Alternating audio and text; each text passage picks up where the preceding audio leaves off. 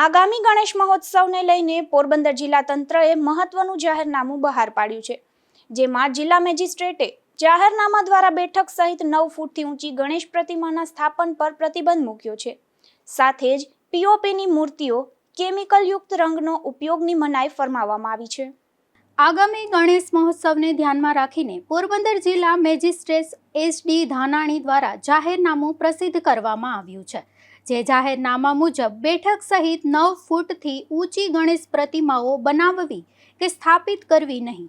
મૂર્તિઓ બનાવવા માટે પ્લાસ્ટર ઓફ પેરિસ એટલે કે POP, ઝેરી રસાયણો, કેમિકલયુક્ત અથવા કૃત્રિમ રંગોનો ઉપયોગ કરવા પર પણ પ્રતિબંધ મૂકવામાં આવ્યો છે.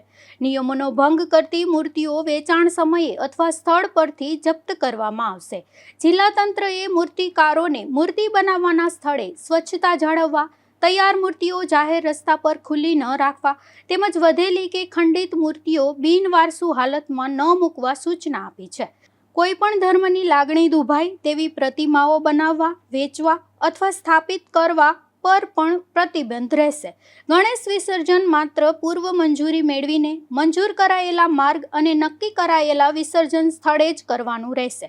તેમજ કેન્દ્રીય પ્રદૂષણ નિયંત્રણ બોર્ડ, ગુજરાત સરકારના વન અને પર્યાવરણ વિભાગ તેમજ નેશનલ ગ્રીન ટ્રિબ્યુનલની માર્ગદર્શિતાનું પાલન કરવું ફરજિયાત રહેશે. આ જાહેરનામું 29 જુલાઈથી 25 સપ્ટેમ્બર 2026 સુધી સમગ્ર પોરબંદર જિલ્લામાં અમલમાં રહેશે અને નિયમોનો ભંગ કરનાર સામે કાયદેસરની કાર્યવાહી કરવામાં આવશે તેવું પણ જણાવાયું છે.